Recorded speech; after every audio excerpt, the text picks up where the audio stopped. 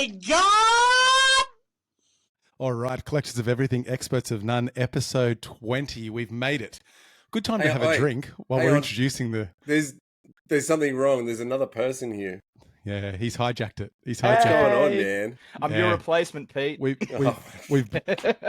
brought our first super fan on, as you can see, with his hat. Where's your hat, Pete? Yeah, where is your hat, Pete? I thought we spoke about this last episode in regards to the Toronto's hats that you're wearing all the time. Did you have a sponsorship deal I don't know about? Or... no, man. He's one of those secret bosses. You know those secret bosses? That's him. Undercover boss. Yeah. That's it. All right. Let me quickly introduce. How are we going, by the way, Pete? You well? Yeah, I'm all right, man. All good? Nice? Yep. Let me introduce, first of all, our first guest on Collectors of Everything, Experts of None. Super excited for Dave, who is AKA the D&D Master Samurai of the Third Realm. Oh, I wouldn't go that far. Okay. Second realm? Second maybe? realm. Expert of none realm. Hey, I like the consistency of this podcast. All right. Yeah. Well, we can come back. No problems at all. But welcome. It's good to have you here. Thank you very much. Guest. And we're super excited because someone finally accepted to come on after 650 emails, and you're the 651st. So thanks for that, man. Well done. Appreciate it. I was literally just messaging random people on Instagram to come on. And yeah, so you scraped the bottom of the barrel. We found it. So anyway, we're going to get into some D&D conversation, and although I love all things collectors, all things geek, all things gaming, and so on and so forth, I'm not a huge expert on D&D. So I know you and Pete, I know you're the expert on it, and Pete's a semi-expert on it. So we're going to get into that. But first of all, we'll get into some news. This is a really interesting one, actually, and we'll talk about it. So we were just talking before the show, and you said that you'd just gone and seen June 2. Is that right? Yes, last night. Yeah, was it all right? Amazing. Yeah? Absolutely amazing. I think I've seen it. I think, Peter, years ago, I saw the old one with you, maybe. Oh, is there an old version of it? Yeah, the old one has got Sting in it, yeah. And Paul... You can't beat the cult classic. Okay. Yeah. So, yes. Yeah. That's it. So was it similar? Well. Was it a good remake, or was it a... Give us a 30-second rundown of it. Well, the original was obviously the original. I'm talking about the new one. Oh, okay. I'll just be quiet. I'll just sit here and just shut up. Sorry. Have you guys seen the first film? I collect hat party, whatever. I can't remember it. It would have been years and years ago, and it would have 100% been at Pete's house for sure, because I wouldn't have probably watched it. Well, otherwise. Pete, you've read the books, haven't you? Yeah, definitely read the books. Yeah. See, I haven't read the books, so I can't talk to how it speaks from that to film. Yeah. But I would say personally, I think June, the first remake that came out a couple of years ago, is better than this new one. But the new one is a close second. Like, it's just absolutely phenomenal. And, Okay. Kudos to Hans Zimmer, as always, the man of scores for films. Epic. It goes through you and you feel it. It's brilliant. It's very emotional. It is. Talk about it. I think the difference with this one is that to the original, obviously the technology is a lot better, but they stayed a lot closer to what the actual book was. Like, it is really sort of political, and and then with all the sandworms and stuff like that. I don't think they had the time to sort of do it in the original, where this one has gone for, I think both movies are over 2 hours, and they did it in 2 parts. Yeah. So it's pretty epic. Yeah. There's a third one coming in a couple of years. Yeah, I think they tried to sort of play a little bit closer to the source material on it, and they've done really well. Nice. All right. So anyway, so in regards to June 2, there's a promotional popcorn. Have you heard where this is going? Yes. Yeah. So there's this sandworm popcorn. So basically, it's this hole that goes into the popcorn, and you should Google it. It's quite interesting. But people have obviously started potentially using it for extracurricular activities. And now they're selling as a collector's item on eBay Not used, I hope. No, well, no joke. And if you got to go and look at this if you haven't looked at it because it's hilarious. They're going for like $140 to like $180 a piece. Really? Yeah. Look, Wow. go on eBay. I'm telling you. So, and they're the weirdest looking things ever, by the way, just so you know. But yeah, so you can use your imagination. It kind of looks like a sarlacc pit. Mm-hmm. Dave will know what I'm talking about. It does. The top of it kind of looks like a sarlacc pit. Yeah. So yes, for using it for that sort of use, that would be really scary because the sarlacc pit is, you slowly get digested over 10,000 years. Only one man has escaped. Yep. Who's that, Neil? Who was that? Oh, I have no idea who that was. Wow. Oh, Peter's almost up. He's almost gone. I reckon. Episode 20 is getting off to a wild start. So anyway, so these things have turned into a very strange, erotic type collector's item. So anyway, I thought it was quite a funny story, and I couldn't believe that something that was made for like 60 cents is now going for $168. But I guess there's a lot of collector's items like that out there. Yeah. People are strange, man. The next thing I wanted to talk, Pete. Well, that's right. Look at the partner I have on Collectors of Everything, Experts of None. It's his first time. Leave him alone, okay? Listen. Hey, you did scrape the bottom of the barrel, right? As you know, Peter, it's a baptism of fire on this podcast. If you don't like it, you should switch off, all right? So just deal with it. Anyway, so let's talk about these cards, Pete. So you sent me this thing the other day, these Topps MLB tear cards. So it's a card with someone on the front of it, and then you can actually tear the back of these cards off and reveal another smaller card. You have the choice. So just explain it to me then, because I thought it was quite fascinating.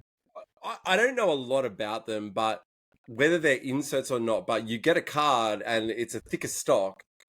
And there's actually, you turn it around, there's a pull tab on the back, which opens it up, and there's a mini card inside it. Now, you could get something that's semi-decent on the main card, leave it, and you get that price. Or you can take the risk, open it up, and pull something potentially so it's better. like a gamble. Oh, yeah, it's like a blind pack. That'd kill me. Is it called a rip baseball card? Yeah, something like that. I think that's what it's called, but basically, these cards, so it had something on the front, and it was just an ordinary card, actually. Dude tears it, and there's an auto 1 of 150 or something in the back of it. So and I'm like, that'd just tear me apart if I had a card. Oh, yeah. The one that I sent you was the Adley Rushman. I think it was 10 of 15. It was a great card, and that was his rookie card mini. Yeah, and it was his rookie card mini as well, so that's a massive pull. So you can go and grade those as well. So I found out the mini ones. So really? I don't know how they do it. They must do it like similar to that Iron Man card I got done with the larger PSA casing on it. Okay. But anyway, so that was really interesting. I'll have to do a bit more research on that. We can talk about it maybe next week again, just to get an understanding of it, because I couldn't find anything on it. I don't know if it's a new phenomenon or what, but anyway. I don't know enough on that one to actually comment whether it's much like a set that you buy, whether it's an insert in a certain actual set. I'm not sure. He's frozen. I've lost him there a little bit. Give him a second. He'll come back. Are you there? Yeah. It must be the elections in Queensland. They started killing off the phone lines. They're not happy with the results. I've got you there, Pete. All right. Yeah. You there? So you just cut out a bit there. Anyway, yeah. I can hear you. We'll keep moving. So anyway, we'll have a look at those tear cards again, because I found them quite interesting. The other thing I wanted to talk about. So a few episodes ago, Pete, as you would know, we were talking about the Marvel gold coins from the New Zealand Mint. Yeah. Do you remember that? Yeah, definitely. So they've just started making Star Wars ones. Of course they have. Now, but there's some pretty Disney. There's some pretty for the win. There is get this, and I was even shocked by this. There's a 300-gram silver coin of the Death Star. Whoa! And it looks awesome. I'll have to send you the link to it. Like so there's shaped that, like the Death Star. It it looks like it's shaped like the Death Star. Yeah, so that would be circular or spheric. That would be like almost like a something planet. like this. Yeah. You know what? A little bit like that movie with the Death Star in it, like that one. Yeah, just shaped like that or similar. Use the SWATs. Top 10. Yeah. Top 10 movie. You have a lot of top 10s, my friend. He has a lot. See? It's about time someone else comes on and says that. Neil, everything's top 10, man. Everything's top 10. He wasn't lying. He has been watching this podcast. Yeah. Goodfellas should be in the top 10. Hey, don't... Listen, Goodfellas is by far the #1 movie ever made in the history of making movies, period. It's pretty damn close. Okay. It doesn't beat Empire, but... Yeah, exactly. All right. Thank you. Let me just turn Dave's camera and phone for a second. Or step right, so anyway, it's a proper little Death Star on like a little holder thing. There's a really sweet Mandalorian coin, which is a 1 ounce. It's a Boba Fett coin, classic Boba Fett coin. But then there's a Return of the Jedi 40th anniversary 1/4 ounce gold coin. Which looks really nice. Yeah. So if you're into that sort of high end stuff, it's probably the place to go. But the New Zealand Mint for the win. They are. They are expensive though, aren't they?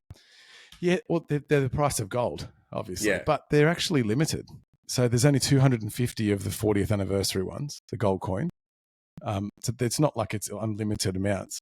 I know that the Iron Man, there was an Iron Man gold ounce coin at the New Zealand Mint.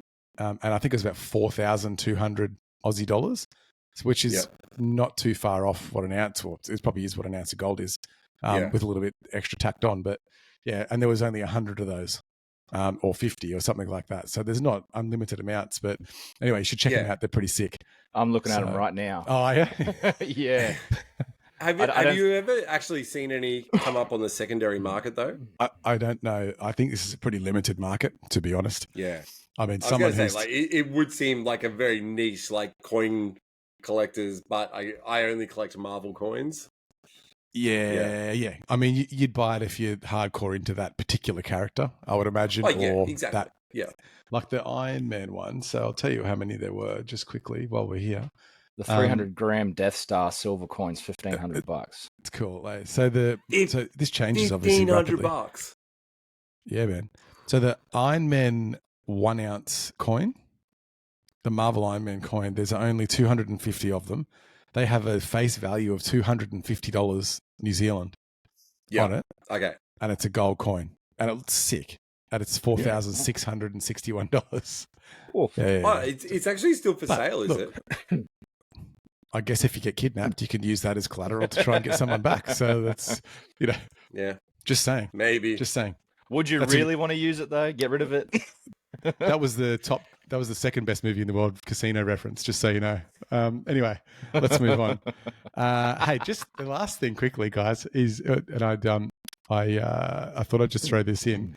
I was cruising around the internet yesterday, and there was this stuff popped up that was caffeine-infused gum for gamers. What?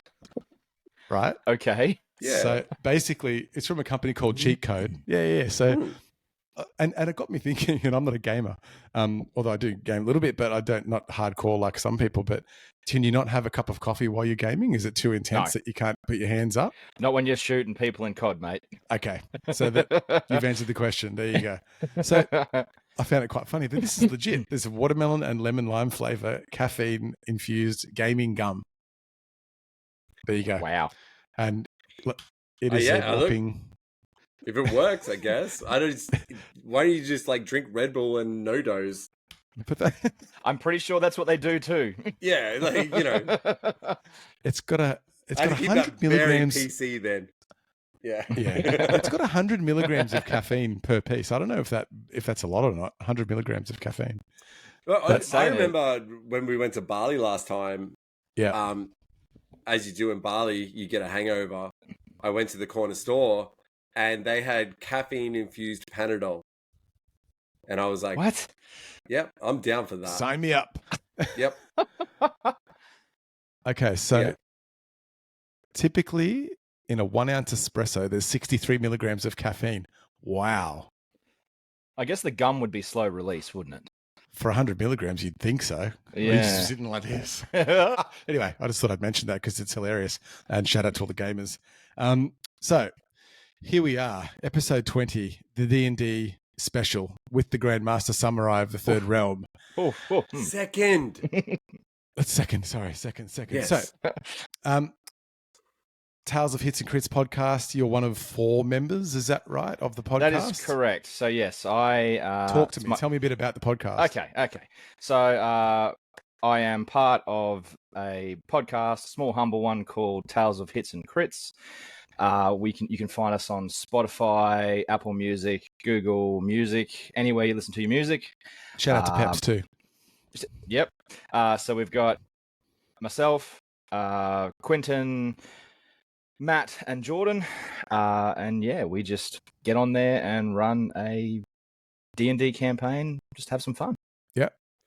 Are you the D&D Grandmaster, or is there another master of it that does the, I don't know the name of it, Master of Ceremonies?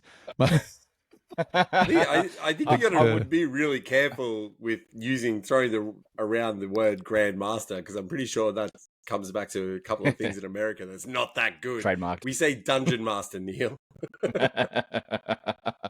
Okay, you know, guys who cut that's holes so in much better. sheets. You did throw me. Yeah.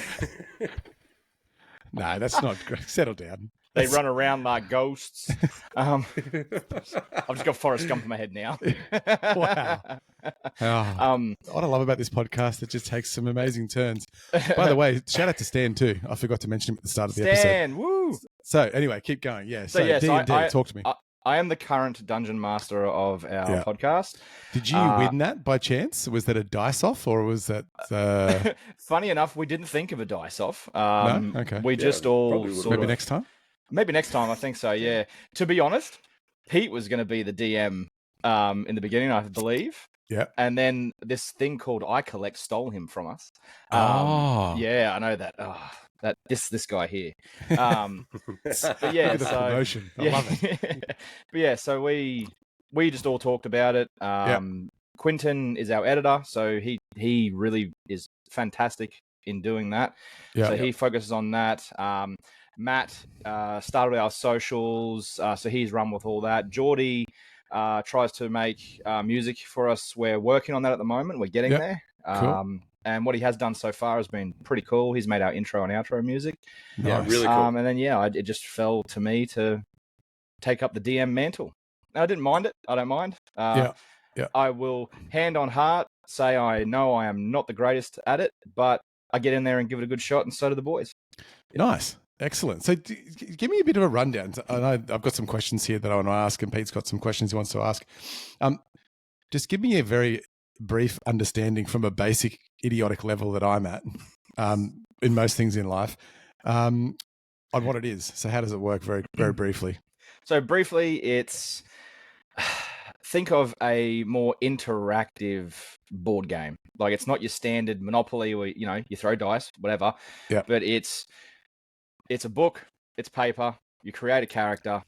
Think of a video game. This is the best way I can put it. Think of a video game without the video. Okay. So the story's being told to you by me, the DM, or whoever it is that sits in that seat. Yeah. And you use your imagination to fill out the world and play that character that you're playing, like you would in a video game or like you would see on a film. So you're just acting out what your imagination can virtually perceive. And you're sort of running the baseline of what it is. Yeah, so the DM sets up the world and the interactions so the players can come in and have fun and do their thing. Is it only dragons in dungeons, or is there different types of characters? Oh, there's heaps. So you can make them up, right? You can make all sorts of different characters up. Yeah, so you can homebrew. People like that one. So you can homebrew. But for me personally, for the podcast, my world that I run is homebrewed, but I'm sticking to, this is my first foray into a podcast. So I'm sticking to, so far I have stuck to the more drawn out Hasbro Wizards of the Coast Okay. stuff. Yeah. But there's a whole book called the Monster Manual that has every NPC, that's non-player character for the layman, monster, you name it, dragons, Is that ooze, people, orcs, yeah. Everything you can think of. Everything you can think of. And then you can make your own stuff. The book has a whole component that you can make up your own things. Yeah, right. So it's create your own adventure, basically. Just a lot more in depth. And when did you start playing? Oh, that's going back a long time. So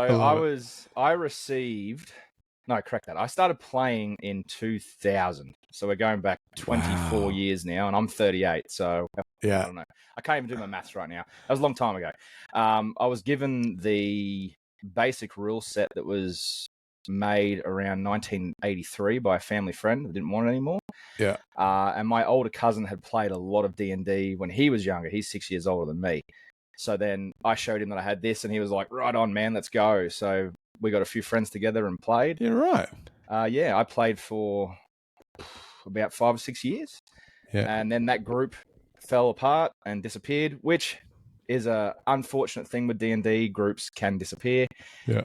And then I didn't pick up the dice. Is that from wizardry, or is that just from the fact that they don't really want to play anymore? Mischief. Yeah, it's a bit of everything. Yeah. Okay. It's this wizardry called life. It gets you said you wanted me to play, and I'm just weighing up my options about whether to do it or not. But we'll get you there. We'll get you there. Hey, funny story. Speaking of being really old, I play poker at an RSL not far from my house, and I went and bought a beer and gave him my card, and dude was like, "Man, how old are you?" I'm like, "Bro, what do you mean, man? I'm in my 30s, man." And he goes, "Man, you know why?" Because I give him my card to get a member's discount on the beer, right? And I get a cheaper beer, whatever it is. He goes, "Man, I have never seen a card with this low number on it." So, which was like 876 or something like that, right? Something like 876, right? Which is low. He goes, "We're up to like 7,000 now." Dude. And he goes, "The only people I see with these cards are like 100 years old." Cheeky I'm like, bugger. no, funny story. So when I first moved to Sydney, I used to go play there, poker. Yeah. And so I've had the same card since 2007. That's not that long. Well, it's not that long, but I think what they did, they made anyone that comes in and plays poker mandatory to get a membership now. So they've just like, there's all these numbers. And he was just like, "Oh, man, I've never seen someone so young as you with such an old card." I'm like, "Yeah, cool. Thanks, man." Oh, thanks, dude. Yeah. I'm 74, man. Anyway. Well, can you give me your healthcare routine? Because you look way better than I do. Yes, I can. Skin is so soft. It's called Energize Gaming Gum. And there's 100 milligrams of caffeine. I still can't believe it. I'm going to try some. I'm going to buy it. It's $30 for 30 pieces, by the way. Just so you know. $30? Yeah. Yeah. That would have ripped. Yeah. So what's that? That's only 3,000 milligrams of caffeine. You do that in a day. Come on.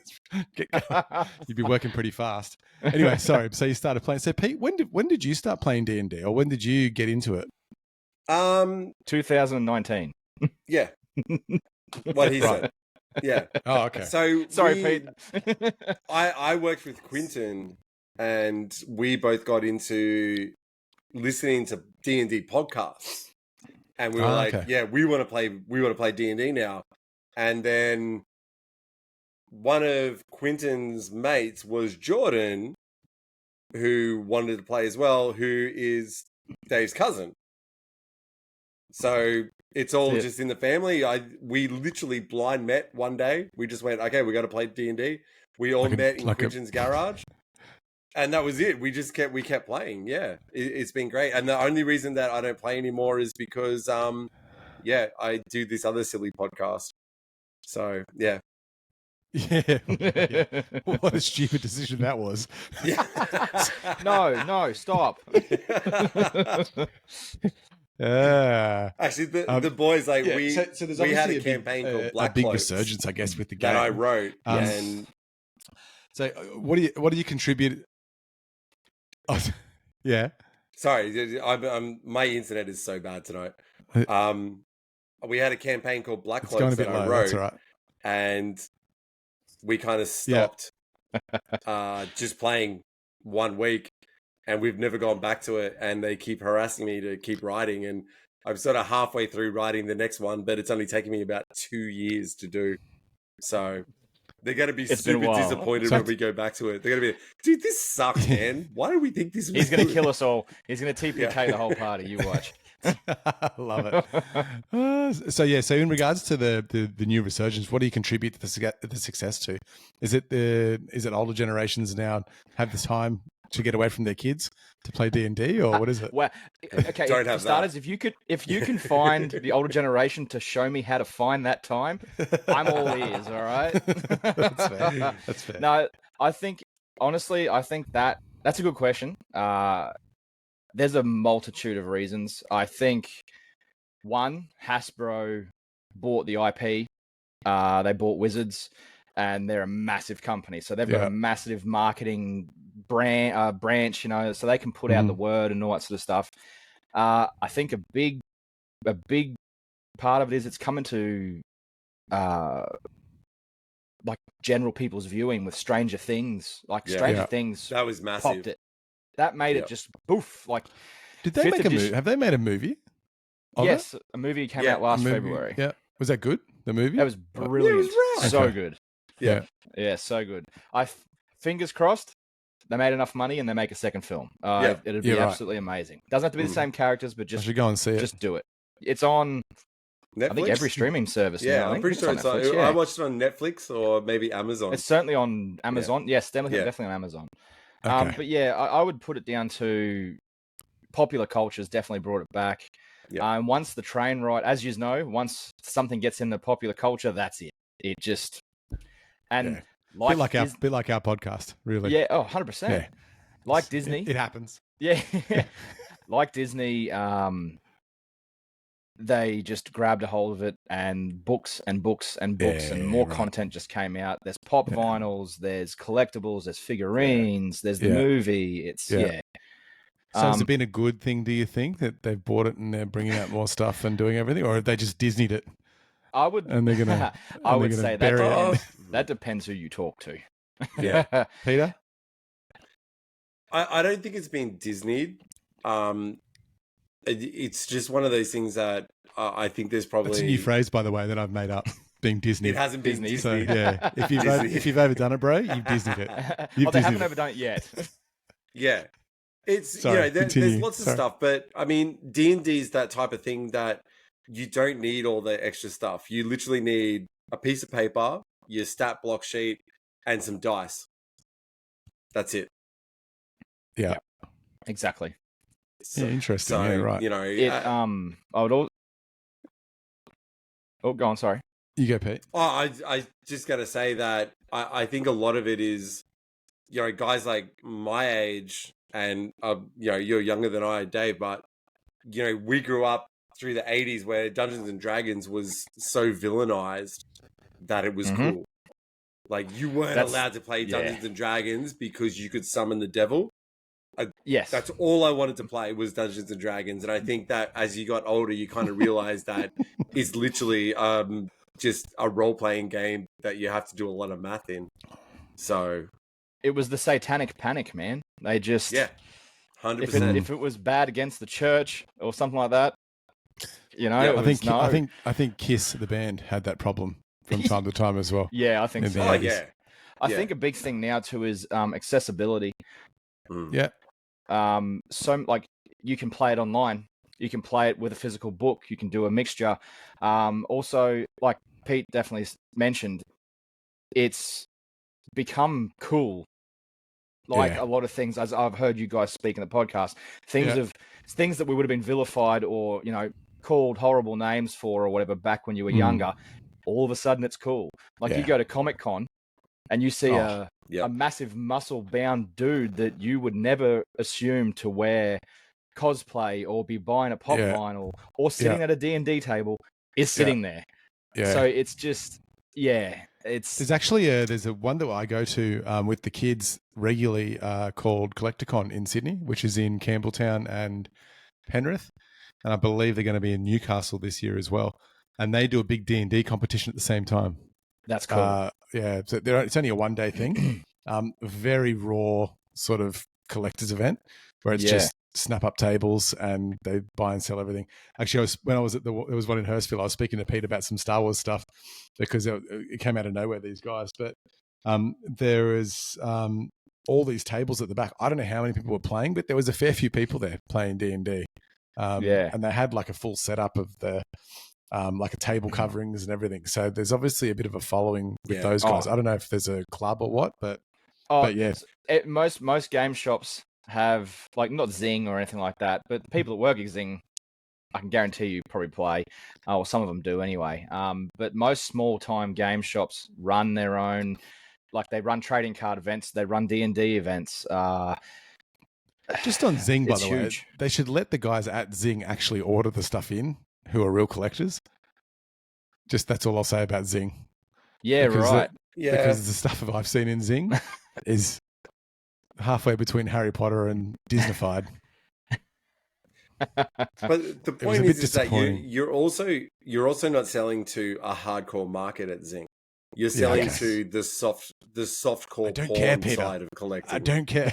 You know what? They want their pajamas, the vanilla side of it. You know what I mean? Yeah. They want their vanilla baby. Yeah. So that was probably not a very good reference. So I apologize for that. It's true though. No, it is true. We'll bleep it all out. It's okay. Zing's, you guys don't edit. I was told you guys don't edit. You know what? So just say and you realize this tonight. Yeah. So just for this podcast, just so you know, when we get hugely popular with at least double-digit listeners, we don't edit anything. We basically put the front and the finish on, and then send it. So what you see is what you get. So he just said the P word, and it's going to go up on YouTube. If it goes on X, you'll be fine. They'll let that go now. Yeah. Dude, that is the wild, wild west, man. 100%.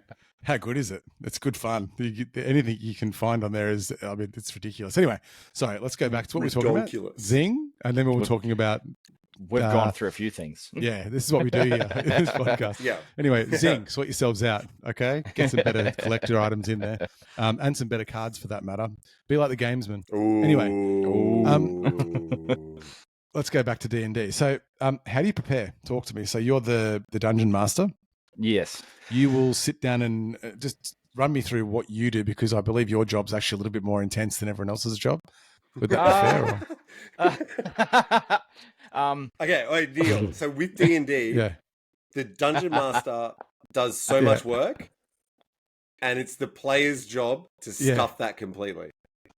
Yeah, 100%. Mm-hmm. So I'm right. Yep. Yeah. Oh, 100%. Yeah.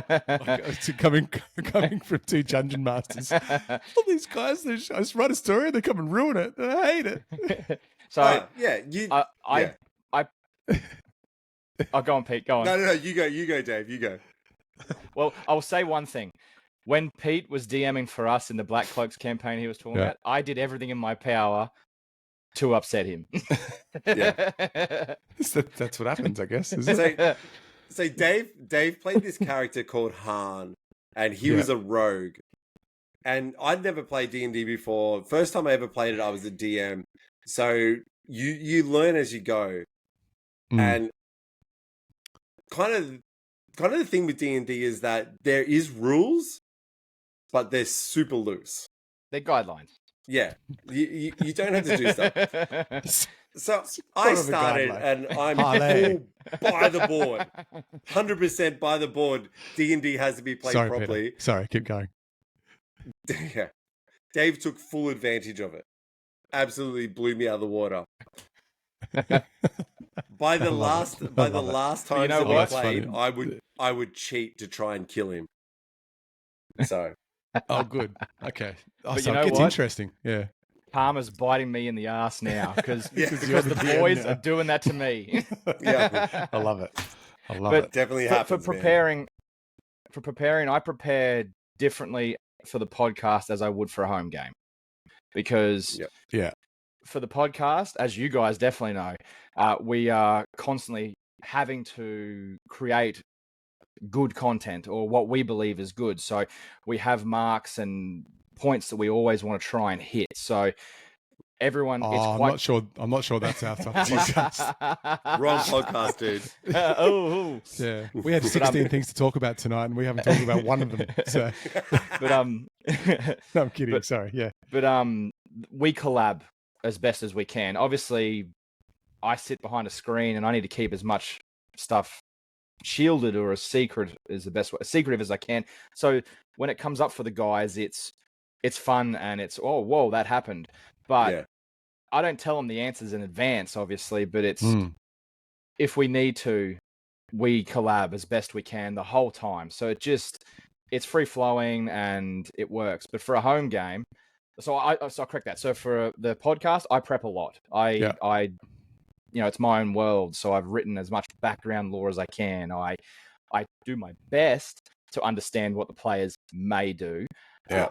Obviously, that's out of my control. So when it comes to those things, I just shoot from the hip. But I have some That's stuff. our podcast. Yeah. Hey, there's nothing wrong with that. Hey, it works. Well, 4 people are pretty impressed so far. So Yeah. But yeah, so like I'll have things prepared. Yeah. So when I do shoot from the hip, I'm not blind firing. I've got something that can slide in there and work. Whereas a home game, let's just have a crazy good time. And okay, we've got 6 hours at a home game. We might only have an hour or 2 with the podcast recording. So 6 hours for a game. I've played longer. Wow. What? There you go. What was our longest game, Dave? But like we had a couple of those days where we started in the morning and went. We did a while. I think that last big game we played was like 6.5, 7 hours. Yeah. Wow. Yeah, and I'd run out of stuff to do. In amongst that. So I'd run out of stuff to do, so I just started making it up as we went, just so we could keep going. You shot from the hip, and it worked, man. It works. 100%. I think if you when you're starting as a DM, when you're starting to feel not so much trapped, but it's the best word I can kind of put to it. You're feeling trapped because you don't have anything prepared. Are you all right? Yeah. I need some therapy. So what I'm getting is be a player. Don't be a dungeon master. Yes. This is what Yes. I'm 100%. 100%. Good podcast, guys. I'll see you later. Thank you. But Jesus Christ, it took 37 minutes for you to tell me that. That's it. That's all I needed. Well, you're going to be a player, Neil. You're going to be a player, cool. no matter whether you like it or not. And I'm going to do everything I can to mess you up. That's it. That's all. That's all I've learned so far. Bring it on. So give me some examples of a typical talk. Like talk me through 30 seconds of what you would say as a dungeon master. Just to give me a bit of an idea of it. So. And I have seen a little bit of it online, but just give me an understanding of it. So you go through a valley or something, and then something comes up to all the players, or what sort of? Jeez, he's got me shooting from the hip here. I'm putting you on the spot. Sorry.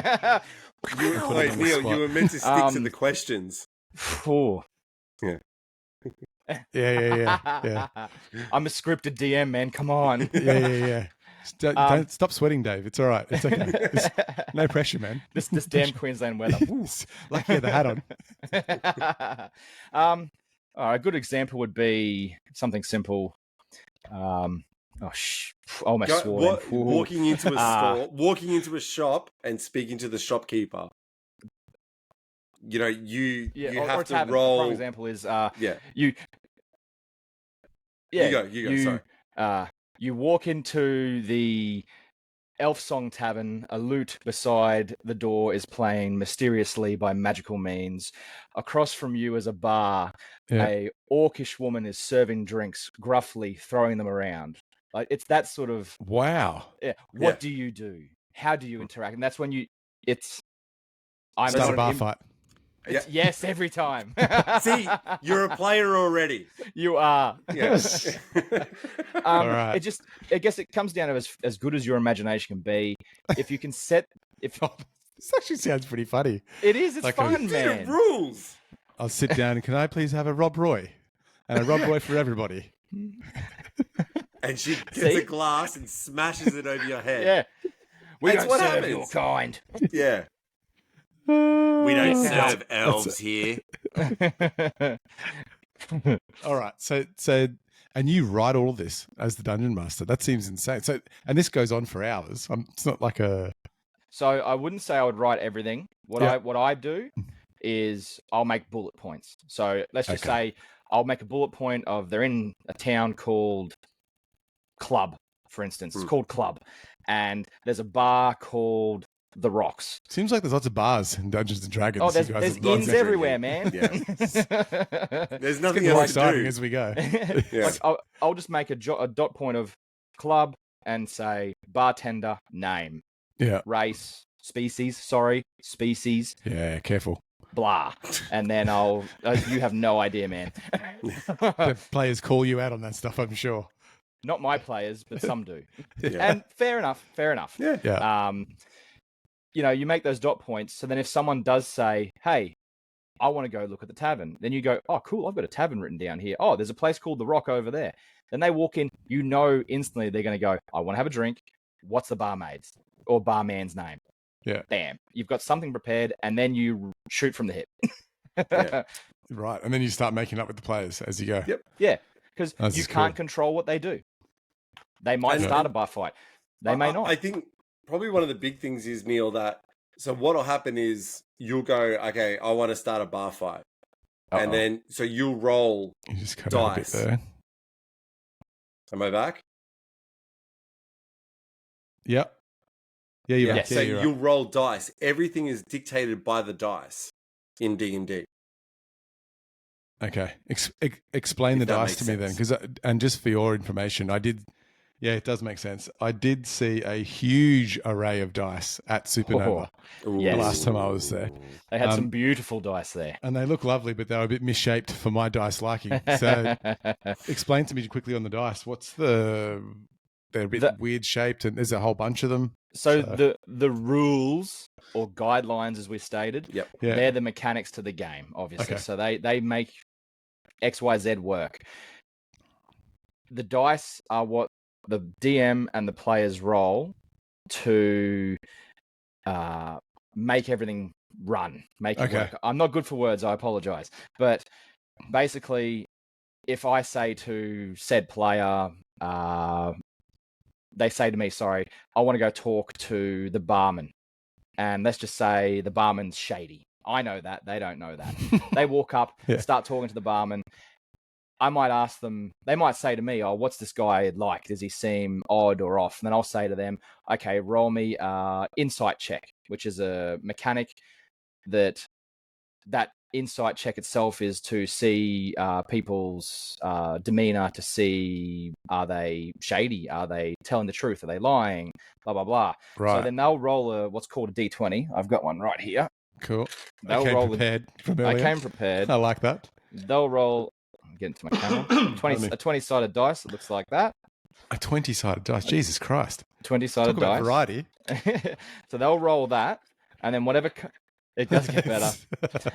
Once they roll that, their determined outcome, plus some modifiers that are on their character sheet, will determine what their score is.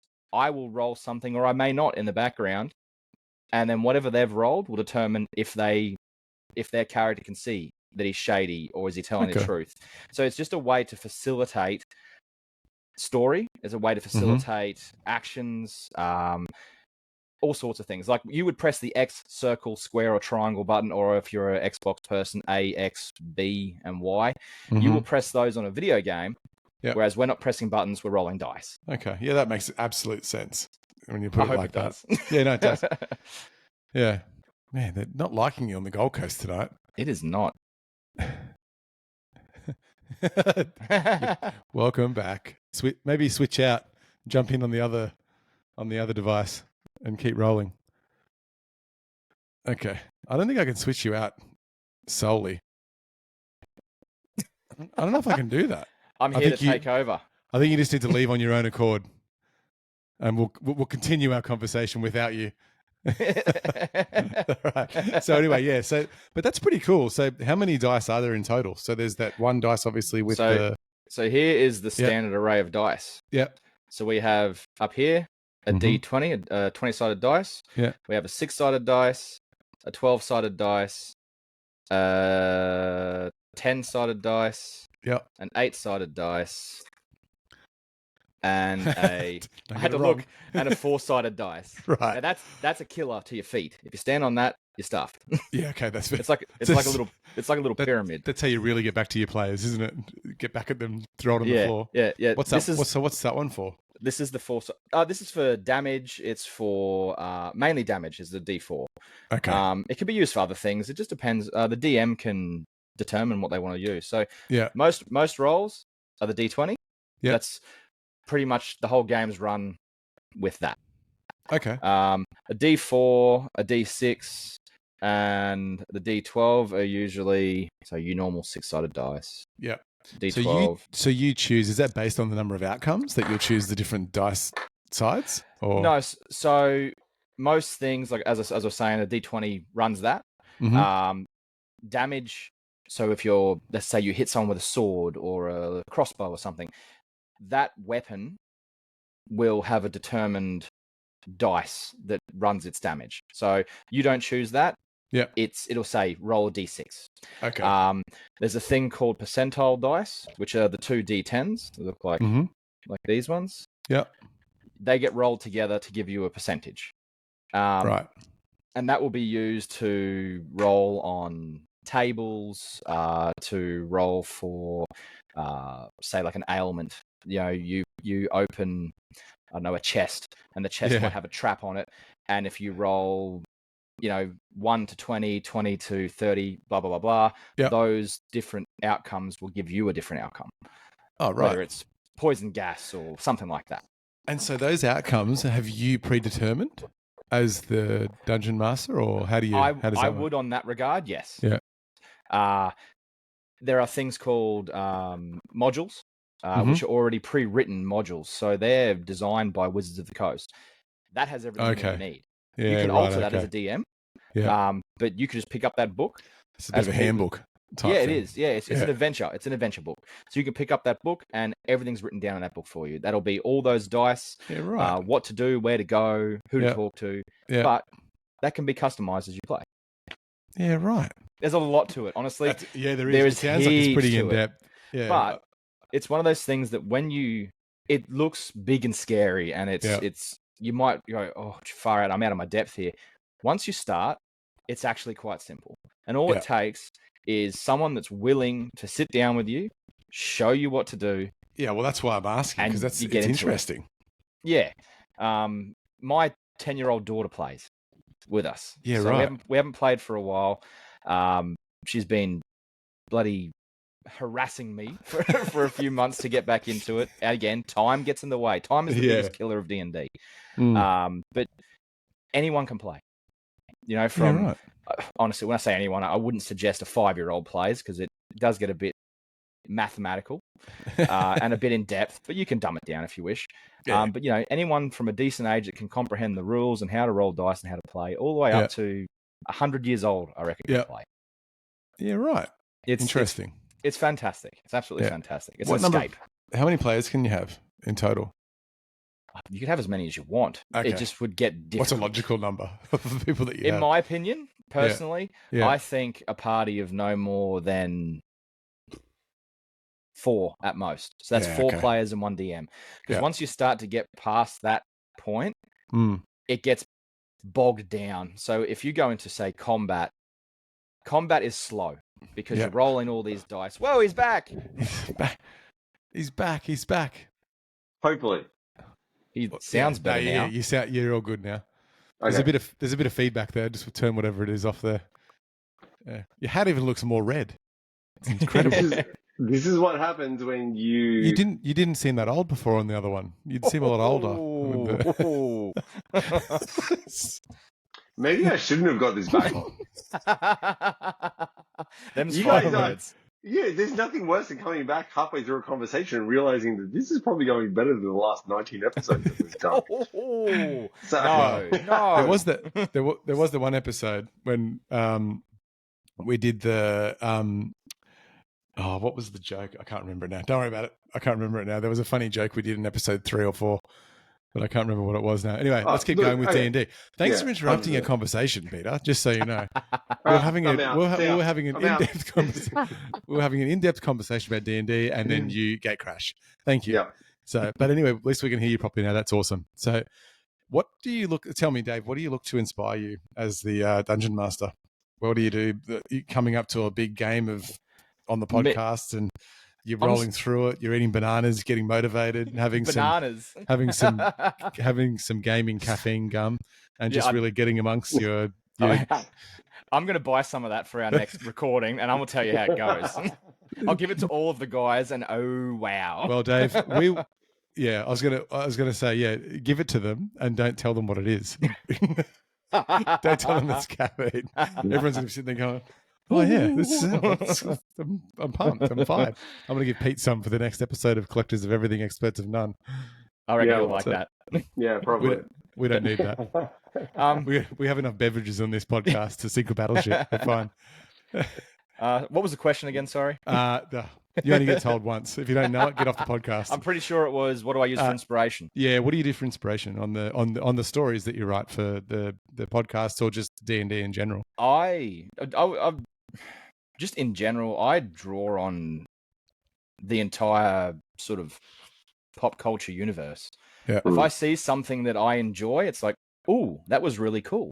And saying that, I don't draw on the pop culture universe sometimes. I draw on historical events in our own world. I watched a show the other day on History Channel. For the life of me, I can't remember what it was called, but they were talking about some dude that ran around Europe in like the 10th century AD or whatever it was, with a sword, just revenging people and stuff. I was like, this is amazing. This is cool. I jotted some notes down because it was fantastic. Yep. Whether I use them now or I use them in 10 years' time, that's cool. Sounds like the story of Kaiser Soze. Yeah. Yeah. Now, I don't know who this dude is, but I hear a lot about him. So who, Kaiser Soze? Is that the baseball guy? No, Kaiser Soze is Usual from Suspects. Usual Suspects. Yeah. Oh. Where they kill his wife and kid. Have you seen? Have you ever seen Usual Suspects? No, I have not. Oh, dude. I guess I've got to walk. See ya. Top 10. It's a top 10 movie. Yeah. Wait, settle down, Neil. We got to blur that out, young man. Something in my eye. Sorry. Yeah. So anyway, Kaiser Soze, they I think they kill his wife and kid. Ooh. And he goes away and kills their entire family and their dogs and everyone's relatives, and then keeps them alive. And then anyway, are you should watch about 7? No. That's a good movie. It's The Usual Suspects. Top movie. Okay. Yeah. It's the myth of Kaiser Soze. Anyway. Yeah. Gosh. What am I working with here? Dave, apparently. And you haven't even seen Goodfellas. What's wrong with you? Yeah, well. I'll just tangent there real quick because you mentioned Goodfellas yet again. Yes. I am a massive gangster film fan. Yeah, I knew I'd get that reaction off Pete. Yeah. He's just like, oh, why? We can start a list if you want. We could do it right now. Goodfellas, Casino, Godfather 1, 2, maybe 3, possibly. Maybe. Anyway, we'll move on. So the inspiration. So that's cool. So the history, pop culture, things like that in regards to... It's different for everyone. Our mate, Quentin Pep, who we've referred to, and he's on the podcast, he absolutely is huge into manga and anime. And I have no doubt, like he's DM'd. He's a DM. All of us have DM'd on the podcast for each other at home games and things. I have absolutely no doubt that he has drawn inspiration from anime at some point. Because he loves it. He breathes it. He lives and breathes it. My cousin Matt, who's on the podcast, he loves Lord of the Rings. Like it's his jam. Yeah. I know he would draw from that. It just comes down to, I guess, what living and breathing at the time, or what you just see that is amazing, whether it's a movie, that must a be novel. Good because the variation must be good when you have different DMs. Yeah. Well, that was the great thing about our group that we had, where during the week we'd jump on Discord and go, okay, what are we playing on Friday night? Are we going to play? Well, are we going to Hell? We're going to play Avernus, which Geordie would DM. Yes. Are we going to do Pirates, which Dave would DM? Golden. We could do we could do Black Cloaks, but the DM is really slack. Or we could play Pep's one, which was literally we played ourselves, which was really cool. That was cool. And funny enough, sorry, go on. No, I was just going to say, we sort of just got to play ourselves at Supernova where there's something happens and there's a shift in time and we're just fighting zombies and stuff. Like, sick. Yeah, it was great. And everyone has their own spins on stuff. Like Geordie playing Avernus, which is pretty much comes from a book. It's one of those modules I was talking about. Yeah, it's a module. It's great because there's milestones. There's the interaction between the scenery and the NPCs can be really great. Where I know in times with my campaign, it hasn't been the best. You know, no, it has been fantastic. Stop. Oh, you. You two finishing your sentences, Jesus Christ. I think the best thing. Yeah. You want to make sure that you're doing justice to the game, but you're also doing justice to your players and allowing them to be able to be as creative as they can be. Golden. So, yeah. I think a big thing on that too is there's a lot of gatekeepers out there for D&D. And then nothing wrong with the older generation of it, and someone needs to gatekeep. You have to have them, otherwise the hobby won't be there. However, sometimes that can hurt. I mean, someone's probably going to roast me somewhere now for saying that, but I don't care. I'm definitely going to put this up on Discord. Yeah, like settle down, mum. Be quiet. Yeah, leave Dave alone. He's a nice guy. Leave me alone. Oh, my phone's buzzing already. But if that, like Pete said there, I do it. You could ask the guys. I'll sit there at the end of every session and be like, oh, I'm worn out at the end of the session, and I'm like, was that good? Like, was it really good? And the guy's like, it's great, and that's all they'll tell me. If it's going to be bad, I know they would be like, you know. But if you have self-doubt because you're doing this, and all you want is for your friends to have fun. Yeah. Who wins? By the way, there is no winning. There's no winner. You can't win. Okay, so there's no winner. It's just a journey. It's just a journey. Yeah. Okay. It's a journey of self-discovery, Neil. It's a bit like this podcast. And debauchery, which this podcast as well, yes. What do you mean? Speaking of pirates, just on that, I contemplated letting my 5-year-old watch Pirates of the Caribbean today. And then I'm like, I haven't seen it for a while. Is it a bit much for a 5-year-old? And anyway, the first one is pretty gnarly. If they were okay with sort of, it's not zombies, no, but it's not really. But it's enough. You know, when the moonlight shines on them, it shows you for what they really are. You're seeing technically zombies, The Walking Dead. Yeah. You know, top movie by the way. Top 10, right? No, it's not a top 10. I didn't say that. Oh, I didn't say that. No, it's not a top 10. He only thinks The Fountain of Youth is a top 10. So I'm the immortal pirate, so pirate movies don't come into my top 10. I'm sorry. There's only one pirate in this town. Anyway, so it was quite funny because my 8-year-old daughter walks in, he's watching Goosebumps this afternoon, and she's like, "Oh my God, turn it off. This is scary." I'm like, well, she's definitely not watching Pirates of the Caribbean. So anyway, case closed. I'll wait a few years. So anyway, to round it off, just give me a couple of, for someone that's watching this podcast that's never heard of D&D, well, it's heard of D&D, but they don't know anything about it, what would be the couple of things that you think would entice them to get into D&D? Biggest thing, as Pete said, connection. Oh, sorry, and your podcast as well. I'll shout out the podcast in a sec. But okay. Connection. I wouldn't have met Pete, and then in large met you if not for D&D. What a disaster that was, obviously. No. We've wound up on a podcast. It sounds like I'm the number 2 on this thing now too. Shit. The dude can't even get his internet to work properly. What is this? Yeah. But the other guy, Dave's toast. Don't worry, he's gone. He's got a DCM. I didn't get that. What was that? No, it was a technical thing. Don't worry, it was just background noise. But no, definitely. The connection? Biggest side is connection. It's a way to. It's an escape. It's a very good way to escape your daily grind. I mean, you can do that through a movie, and of course, you can do that through board games themselves. But it hits differently. It gives you the chance to flex your imaginary muscles in any way. You can be a man and be a woman. You can be a woman and be a man. You can, be this big, you could be this skinny person in real life and be this huge muscle bound person, or you can be yourself in this world and living however you want to live in the world in now. There, it's just an amazing escape. It builds good connection. You can meet friends, meet what I would say family. You can forge a family around D&D, and just have a fantastic good time. And always bring treats. Food is the big thing with D&D. It drives it. You've always got to have food. Skittles in Pete's, yes. Skittles, preferably large numbers of them.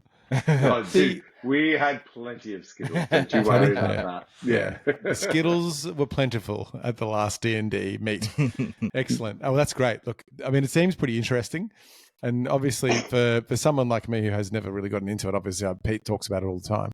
And I've met you guys before and discussed it. But yeah, it seems pretty interesting. I look forward to doing my first D&D episode or whatever it is, journey. We'll start you off soft. We'll just create a character with you first. Listen, I'm the immortal pirate. I'm only a pirate, and that's it. Okay, oh, fine. That's all I'll be. That's fine. We can tailor you. That's fine. Yeah. Wear a skirt, whatever. Doesn't bother me. Like, doesn't matter. I'm just saying, a pirate drinking rum. Neil, we love everyone in D&D. 100%, man. Good. The coolest thing about D&D is that whatever you want to be, you can be, and you're accepted. Yeah, excellent. And that's the best thing about it. Like I know I listen to a lot of the podcasts of Real Play D&D. As what, Tales of Hits and Crits is, there's some really massive podcasts out there that we're massive fans of, that we've seen live as well in Brisbane. And the crazy thing is about it, these people are amazing. They love everyone. Yeah. You can be whatever you want. Yeah. It's just you be you, and that's all we need. Yeah. And that's what I love about D&D. I don't know if you just plugged into like Jesus' internet, Peter, but it's like working unbelievably well. It's amazing. Now. It's better than mine and Dave's put together. Oh, really? Yeah. Well, you look fantastic. Dave looks horrendous now. Like, I don't know what happened. Yeah! Finally! Screw you, man. I got you back. Looks like you're back on the podcast, Pete. He's back. He's back, baby. All right. So let's... look, first of all, appreciate you coming on. Give a quick shout to the podcast again, and if people haven't heard of it, give us a shout. Where is it again? So you can find us at myself, Quentin, Jordan, and Matt at Tales of Hits and Crits. We're on Instagram. We're on X. I think we're on Threads. I'm not a social media man, so boys, TikTok. Don't shoot the messenger. We are on Threads now. We're on TikTok. You can listen to us wherever you listen to podcasts, Spotify, Apple Music, Google Music. We're everywhere. Get on there. Just have a listen. Man, have a good time. We should get their social media guy. Ours is lacking, clearly. We're on like 2 things. Three things, maybe? Yeah. As I said, there's no editing in this. No editing. People are going to be tonight like, man, Peter's internet was shit in the Gold Coast tonight. What's going on there? Anyway, before we get to 100%. Appreciate you coming on as well, taking the time to have a chat to us. Thank you so much for coming, man. Thank you. Just before we get to the Q&A question, just wanted to give a quick update with iCollect. So obviously, iCollect sponsors this podcast. If you haven't been on there, make sure you get on there. You can showcase, buy and sell, chat to people. You can instant message people as well. And there's a big competition coming up in April, May of this year, which is pretty huge in my opinion. So essentially, they're going to be giving away 3 prizes over the 2 months to a random person, whoever buys or sells on the app over that month. Now, some of the prizes, and we'll talk about these a little later in the next couple of podcasts, but I do know that one of the prizes is a signed Venom Funko by Tom Hardy. Wow. And also a Thor signed Funko, obviously by Chris Hemsworth. So they're the 2 prizes for the Funkos. There's a couple of other Funkos as well. There's 3 or 4 PSA 10 Pokemon and Marvel cards that are going to be given away. Far out. And then there was, and don't quote me on this because I haven't seen the details on it, but there is 3 or 4 rare Hot Wheels diecast that are going to be offered up as well. So, and if you win the competition, then you can choose which one you want. Choose whichever you want. Yeah. Whether you want the cards, or whether you want the Hot Wheels, or you want the Funkos. But I have seen the Funkos; they look pretty sick. That's cool. Dude, the Hot Wheels are like the Hot Wheels are pretty sick too. Phenomenal. Yeah, like, there's this bright pink RC. The bright pink R6. Yeah. Is it R6? Yeah. It's an R34. R34. But it's like a limited edition Hot Wheel. It's pretty sick. So anyway, someone's going to win it, and it's awesome. That's awesome. That's awesome. So if you buy or sell on iCollect over the month of April, we'll draw a prize, probably on this podcast actually, on the first week of May, and then we'll do the second one on the first week of June. And so it's going to be pretty awesome, and make sure you get amongst it and buy and sell. It's probably one of the cheapest collectors apps. Exactly, and it's all through PayPal. Everything is goods and services. It is the most safe, secure way to be able to buy and sell on an app. It's phenomenal. I can't stress this enough as a collector myself. It's the way to go. There's a dude on there, by the way, who's putting up some serious figurines. I don't know if you've seen it, but he keeps uploading these figurines and doing videos of them. Yeah. And they're pretty awesome. He's not up for sale, unfortunately, because I'd like to buy one. It'd be pretty cool. Anyway. So anyway, question of the week. Dave. Uh-oh. Peter, keep your mouth shut for a minute. I will. It's great having a third person on this podcast, by the way. Talking to... Hey, I'm available every week. Oh, hey. First, we will rewatch this. We'll rewatch this and put you through the rating system of Collectors of Everything, Experts of None. And if you do make it, we may invite you back in the next 300 or 400 episodes. So, no, I'm kidding. All right, ready? Who's your favorite Batman and why? So this is coming out to me. It's you. I just watched The Flash, the movie, so I've got Michael Keaton on the brain, but there's a lot of Batmans out there. There's a few. There's a lot of Batmans. Ooh.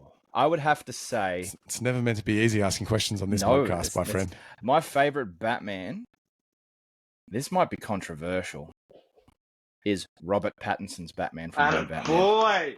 Yes, wow. I love that answer. Look, I love Christian Bale. I love the man. His movies are absolutely fantastic. The Batman movies, brilliant. But I just feel Robert Pattinson was a dark horse and everyone wrote him off. And then... Neil, hang on. Oh. Neil, you all right?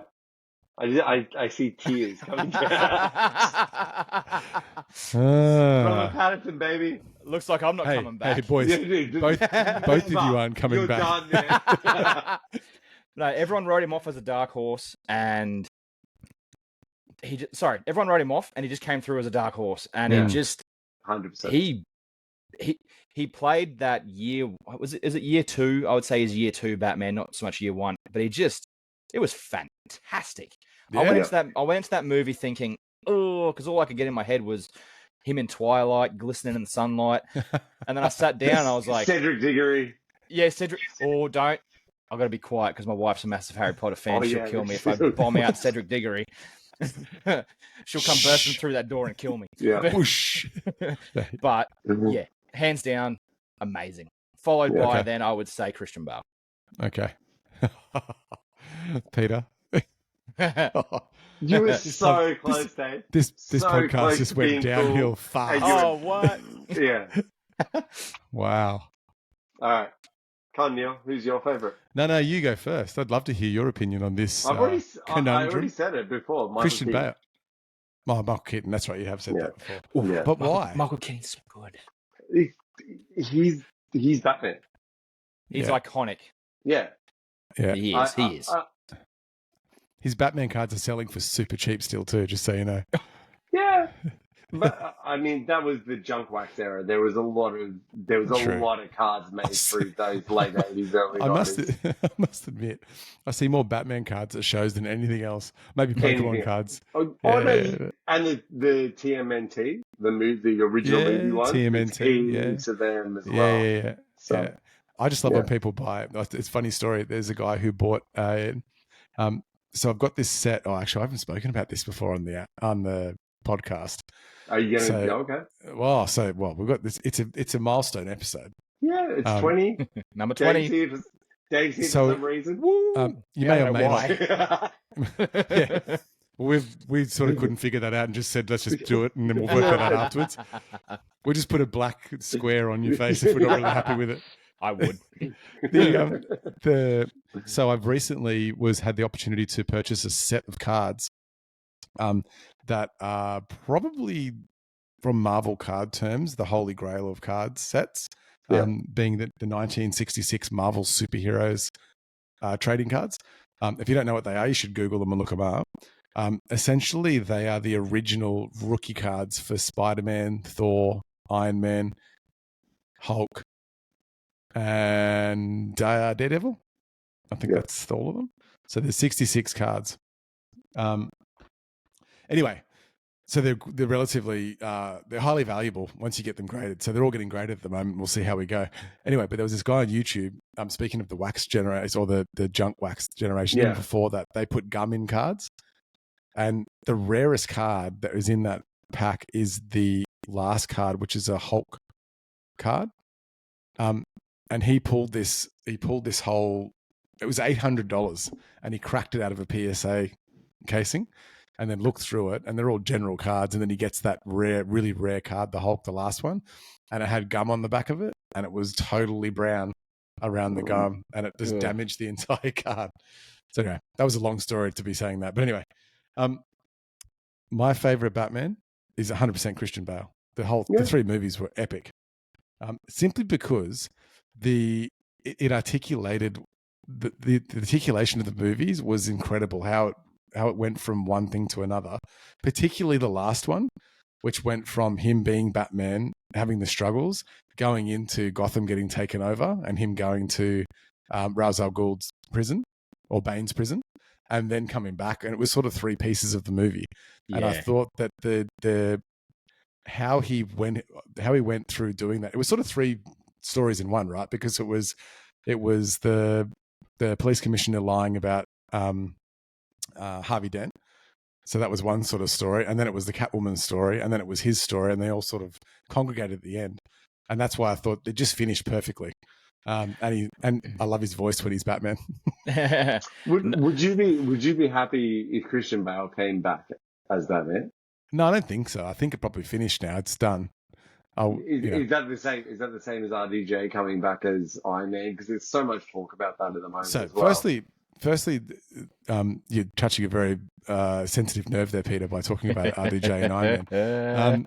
The second thing is that I started watching the Robert Pattinson Batman and turned it off after like 25 minutes. Oh, I was just like, really? What?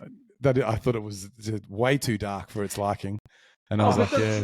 But that's the point. Yeah. That's the point of it. Maybe I'll watch it again. We're not trying to... It was never trying to replicate what Bale did. It's not trying to replicate what Affleck did. It was another different Batman. And that's what was great about it. He was young. He was essentially morally loose in the way that he fought and what he did. And that was the cool thing. He wasn't the older, jaded, I understand I don't kill people, I just, really hurt them. Where are the drugs going? Anyway, sorry, I had to throw that in there, but yeah, cool story. So, one more question. Turning on. I wasn't even finished my question. You just interrupted me. Dude, you said Christian Bale. Whatever. Everyone there is not. Whatever. Dude, we've had 20 episodes. Yeah. Every episode, you have let us know that Christian Bale is the best Batman, and that Batman is a top 10. You asked the RDJ question. You asked the RDJ, So, do I think it would be wise for Marvel to Disneyfy Iron Man? No. I think they should probably let it slide. Haven't they already Disneyfied it? Oh yeah, it was 100% Disneyfied already. Well, yeah, but in different ways, like shows and stuff like that. I mean, you got to think this dude was the original guy that started the MCU. Right? Yeah. Everyone wrote him off because he was a drug addict or previous drug addict, and he probably got paid nothing for the film, right? And he turned it into this $1 billion epic story that's happened. So you got to give him respect for that. Oh, 100%. Do I think they should make another Iron Man? Probably not, because I thought the Mandarin one was a little bit lame. I didn't think it was a great movie. No, but that's because Guy Pearce was in it. Well, not even that. I just thought the writing was a bit sour. Like it was a bit. They didn't emphasize enough on the whole. On the amount of Iron Man. I think it's an Australian trait that when you see an Australian actor in something that was in like Neighbours, you're like, nah, this is not like Heath Ledger in Batman, or no, because he did it better. What was Heath Ledger in? Well played. He was the Joker in Batman. Oh. Dave, you're fired. Go home. See ya. I understand. No, was he in Neighbours? He's gone. Was he in Neighbours? He's Australian. Who cares? No, but that's what I'm saying. No, like Chris Hemsworth was in Neighbours. Just saying. That. Yeah, Chris Hemsworth was. Yeah, I get that. Or somewhere. But when you look at Ledger, the first time that you sort of heard about him was maybe Two Hands. That was the Australian movie that brought him in there. Great movie. Went through, was 10 Things I Hate About You after that, Great I'm movie. pretty sure, which I absolutely adore. Then he went into the Civil War one that had Mel Gibson in it. The Patriot. Yeah. It was a Patriot. Brokeback Mountain, and then went into like Batman as the Joker. I remember hearing him about as the Joker. I'm like, nah, man, he's Australian. He's going to play the Joker very well. Epic. But, blew it away. The only person that I think has done it well was Hugh Jackman with Wolverine. There's no better evil scene in a movie for a villain than him in the prison clapping when he becomes the commissioner. Yeah. That's like peak villainism, if that's a word. He did it very good. No, when he takes the mask off, when Harvey's on the bed, he's like, who it was. Hi. Yeah. Yeah, and it was so good because I think there's a deleted scene that you can watch. Well, that whole scene where Heath Ledger leaves the hospital and tries to blow it up. You know when he's clicking the thing? That actually didn't work. It's so he just improvised that. That's perfect. Yeah. It was so good. So good. Yeah. So look, those Batmans, there's a number of scenes you could point out as being some of the best scenes in probably a lot of DC movies. But RDJ not coming back? No, he shouldn't come back. I don't think so. But I think there should be an offshoot. I think it may be his daughter or something like that. Who was the kid in Iron Man 3 that was it Iron Man 3? That he goes like to his like it was in his house, hey. Yeah, it's like a back shed or something like that.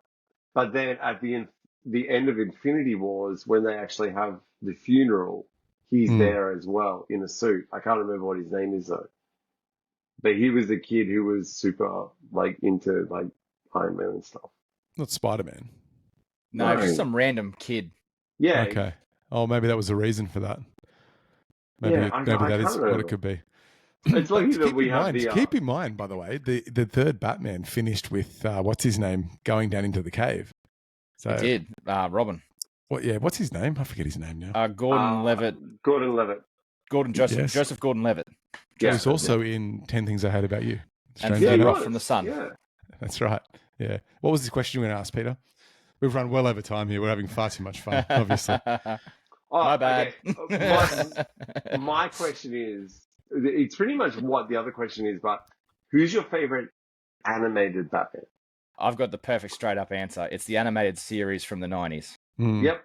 Okay, I get that. I loved Batman Beyond. Like, it was the future Batman as well. That was so good. Yes, that was good. But I also loved the Batman as well, which I think was Diedrich Balder as well. Like, was the voice? Yeah. That was the 90s one. Yeah. It was we still watch that now. Yeah. It's like the 90s X-Men. That was so flipping good, man. You know, there's a new series of that coming out, hey? The 90s X-Men. But Was it as good as Captain Planet, though, do you think? Like, Captain Planet was pretty good. The crazy thing about Captain Planet is Captain Planet... When your powers combine, he's I a am hero. Captain Planet. He's going to take pollution down to 0. You're too much, man. You're too much. Captain Planet, he's my hero. I'm Hero Knight. Turn it off. I'm done. Get him his robe. But anyway, yeah. So, how good were some of the comics back in the day, to be honest? Oh, so good. There was so many good we could go into Power Rangers, but let's not start on Power Rangers now, because, Gummy bears bouncing here and there. Oh, yes. Dude, no. That's stuck in my head now. You're going to be going to sleep thinking about that tonight. I have nightmares. Yeah.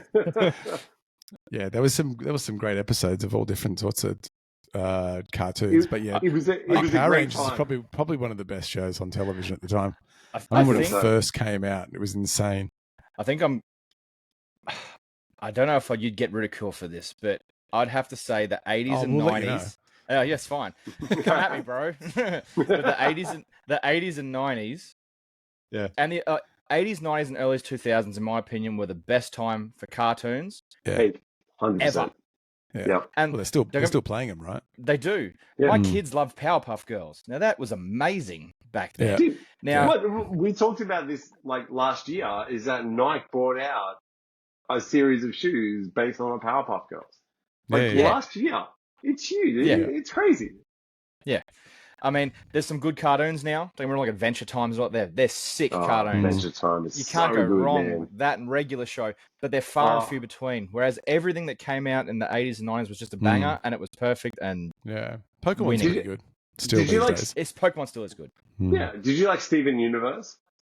Yes, that was cool. I love Steven Universe. I quite like that. I didn't watch all of it though, but I do quite like it. Okay, so this is a bit of a deep dive. Did you ever watch Clarence? Yes, I love Clarence. All right. You fangirling. The theme song at the end of Clarence is literally a song. It goes, na na na na, na na na na, picking my nose. Yeah. That's it. That's the theme music. Yeah, that's all it is. Dude, this is absolutely brilliant. I love it. Yeah, that's golden. That's golden. I love it. We digress. Dave, look, I very much appreciate you coming on the podcast tonight. Thank you very much. Thank you once again. Collectors of Everything, Experts of None, episode 20. We've made the 10s times 2. Woo! Yeah. Hopefully we get a couple of listeners and don't get disgruntled and not make 21, but I'm pretty sure we will. But yeah, look forward to having you again on the podcast very soon. Definitely. And we'll see you guys very soon. Thank you very much for having me. Peace out. See you later.